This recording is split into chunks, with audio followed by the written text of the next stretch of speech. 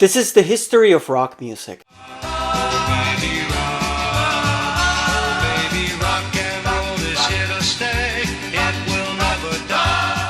The sound spreads in every direction. Bill Haley and his Comets, older and square looking, take Rock Around the Clock to the top of the charts, boosted by the film Blackboard Jungle. Suddenly, teenagers are tearing up movie theater seats to the rhythm. On television, American Bandstand goes national, and living rooms become after-school dance halls. Doo-wop flows from the streets. The Penguins with Earth Angel, the Platters with Only You, Clyde McPhatter, first with the Dominoes, then with the Drifters, turns gospel fire into pop tenor, paving the way for soul. And with their vaudevillian humor and hit playlists written by Lieber and Stoller, the Coasters turned records like Yakety Yak and Charlie Brown into comedic, teen-focused musical sketches. Harmony becomes part of the rock and roll fabric. And at just 13 years old, Frankie Lymon with his group The Teenagers scored a smash with Why Do Fools Fall in Love. His boyish voice captured the thrill and heartbreak of young love, and his short, tragic life became one of rock and roll's earliest cautionary tales. Around the same time, Chuck Willis became known as the king of the stroll with songs like CC Rider, turning the blues into something smoother and danceable. Along with McPhatter, they pointed rock and roll toward the deep soul sound that would soon dominate the airwaves. Speaking of soul, Ray Charles from Georgia blended gospel's fervor with the grit of rhythm and blues, taking the music somewhere brand new. With songs like I Got a Woman and What I Say, he transformed spiritual shouts into earthy, secular release. It was raw, emotional, and liberating. Many credited him as the man who invented soul. Right behind them came Sam Cooke, who carried gospel sweetness into pop with You Sent Me, smooth, romantic, and deeply human. Cooke became known as the king of soul, pointing the way toward the next decade. And at Atlantic Records, Ruth Brown dominated the early 50s with hits like Mama, He Treats Your Daughter Mean. Her success was so great, the label was nicknamed the house that Ruth built. And in Cincinnati, King Records was churning out everything from Hillbilly 78s to R&B singles on the same assembly line. That's where a young James Brown cut Please, Please, Please in 1956. Raw, pleading, and explosive. King gave him a platform, and from there he would go to change soul, funk, and rock and roll forever. The Everly Brothers arrived from Kentucky, mixing country roots with shimmering harmonies. With Bye Bye Love and Wake Up Little Susie, they bring Appalachian songcraft to the teenage charts. Lennon and McCartney would one day build their own harmonies on the Everly's foundation. Rockabilly spreads beyond Memphis. Gene Vincent, Black Leather and a Limp, whispers danger into Bebopalula. Eddie Cochran, Blonde and Brash, it compresses teen frustration into Summertime Blues and Come On Everybody. His guitar attack pointing toward the future, and Bo Diddley swaggering with maracas and tremolo, pounds out that jungle telegraph rhythm that will echo through generations. Guitarist Link Wray takes it a step further, stabbing holes in his amp speakers to unleash the raw, distorted power of rumble. The first hit built on sheer attitude. And rockabilly had its queen too, Wanda Jackson. With her growling vocals and wild stage presence, she toured into songs like Let's Have a Party and Fujiyama Mama. She proved that women could stand at the front of the stage, snarling and shaking just as hard as the men, paving the way for generations of female rockers to come. From Lubbock, Texas comes Buddy Holly. With his glasses and his grin, he seems unassuming. But with the Crickets, he writes, arranges, sings, and plays, proving a band can be self-contained, its own creative workshop. That'll Be the Day, Peggy Sue. His clean guitars and melodic hooks lay down a template the Beatles will follow almost note for note. And he wasn't alone. Teen prodigy Ritchie Valens gave Chicano rock its first national voice with La Bamba and Donna. And J.P. Richardson, known as the Big Bopper, brought humor and showmanship to the airwaves with Chantilly Lace. And across the Atlantic, Britain was quietly soaking it all in. Imported 45s and jukeboxes brought American rock and roll to kids in London and Liverpool. But what really sparked their imagination was skiffle, a homemade mix of folk, jazz, and blues popularized by Lonnie Donegan. With guitars, washboards, and tea-chest basses, skiffle groups popped up everywhere. It was the first step for kids like John Lennon, Paul McCartney, and George Harrison, who would soon take rock and roll back across the ocean in a wave of their own. Britain had its own budding rockers too. Cliff Richard and the Shadows, Billy Fury, Tommy Steele. Early stars who proved British rock and roll could sell records, even if the biggest revolution was still a few years away. By 1956 through 1958, the charts are a battlefield the kids have already won. On any given week, you can hear Elvis, Barry, Domino, Richard, Holly, Jerry Lee, Perkins, Cash, the Everly Brothers, and doo-wop crooners sharing space. Independent labels feed the culture. Major labels chase it. Electric guitars get sleeker. Telecasters and Strats twang. Gibson Les Pauls sustain explain and sing. Studios learn new tricks. Slapback echo in Memphis, big room reverb in LA, tight drums in Chicago. Singles race from pressing plants to jukeboxes to high school dances in days. By the decade's end, rock and roll is the common language of youth. The guitars are louder, the hair is higher, the dances are faster. The bright side feels endless, but shadows of change are already forming. Surf guitars on the horizon, and Motown being born in Detroit. In California, kids are already twisting country picking and R&B backbeats into something twangy and wave riding. By the decade's close, guitar instrumentals like the Champs' Tequila point toward the surf boom